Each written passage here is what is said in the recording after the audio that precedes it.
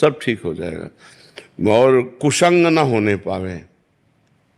अगर भजन हो रहा है और साथ में कुसंग हो रहा है तो ऐसा समझ लो कि गाय दूध देने वाली बढ़िया ले हम दूर रहे चलनी में।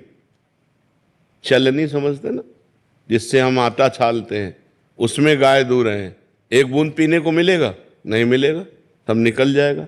तो आप नाम जप कर रहे हो, भक्ति कर रहे हो और व्यभिचार कर रहे हो, गंदे लोगों का संग कर रहे हो, गंदे दृश्य देख रहे हो, गंदी बातें कर रहे हो, तो चलनी में गैया दुहे और दोष दैव को दे, हरिगुरु कहो न मानई अपनो ही फल ले। वो मानो गाय को चलनी में दूरा कह रहा हमारे भाग्य में दूध नहीं लिखा है, कि पात्र बदल दे, पात्र सही पात्र में दूध तो तुम्हारा भाग्य भी हो जाए। भाग्य से भजन नहीं होता, भजन करने से भजन होता है। भाग्य में भजन नहीं लिखा, भाग्य में दो ही बातें लिखी, शुभ और अशुभ कर्म, पाप और पुण्य, उसका फल सुख और दुख, बस इतना ही लिखा है।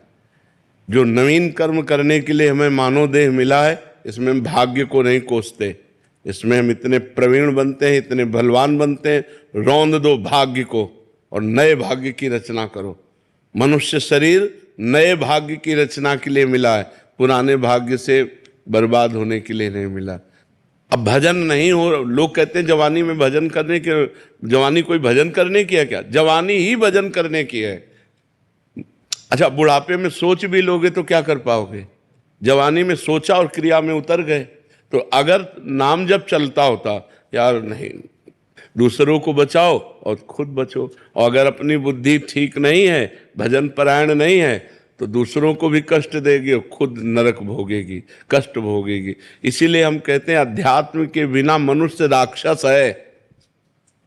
राक्षस रूप नहीं है, चिंतन राक्षसी हो जाता। तो बहुत होश में, और ये होश बिना भजन के नहीं। अगर भजन करोगे तो होश में रहो, डर लगेगा।